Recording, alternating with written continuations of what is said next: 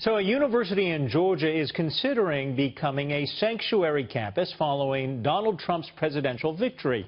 Emory University in Atlanta weighing a petition from its students, faculty, and staff members to protect illegal aliens. Part of the petition reads, and this is a quote, "The election of Donald Trump presents a clear challenge to Emory's core commitment to inclusiveness, particularly for undocumented members of our community."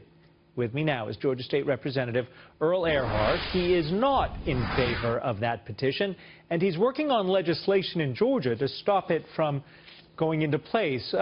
Welcome and thank you. It's very interesting to me because, you know, to be a sanctuary campus is to defy federal law. So what at the state level could you possibly do that would prevent that from happening? Oh, it's a very simple equation. If you're going to defy federal law and not follow that law, the state funds, and they run into the millions, are not going to follow you. There's millions of dollars in tuition equalization grants, Georgia research grants, and when you add in the hundreds of million dollars worth of NIH federal grants, it's a significant consequence for these pacifier universities and their giant infantile studies programs roaming the campuses. So you know, my brother and sister-in-law are both graduates of Emory, so I have to be careful here. But I want to ask you this.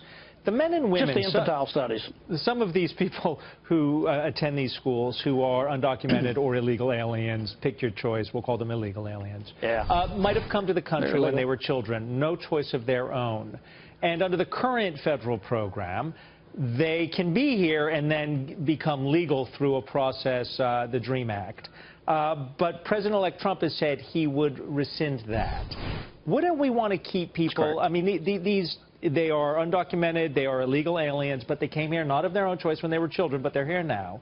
Wouldn't they be an asset to the society? And shouldn't universities, as long as there's a legal path to citizenship or at least to be here legally, shouldn't we be working to keep them here?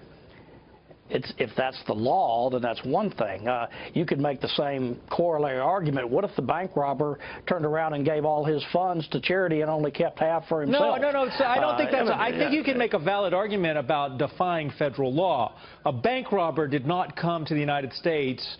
You know, the parent of the bank robber did not bring them to the United States. I'm talking about the colleges, you know, with the DREAM Act, with the sanctuary movement, use that as their defense. So what do you say to them as to why they're still breaking federal law? If it's against the law, it's not a. If it's the law right now is DACA, and that's an executive order by President Obama, and that's the law of the land. If that changes, then it's no longer legal for them to be here, and at that point you become set in a position where you either have to allow colleges and universities to pick and choose the laws they want to go along with. Paul, you know, I agree with you. I think most people agree you can't let people choose which law they're going to follow or not.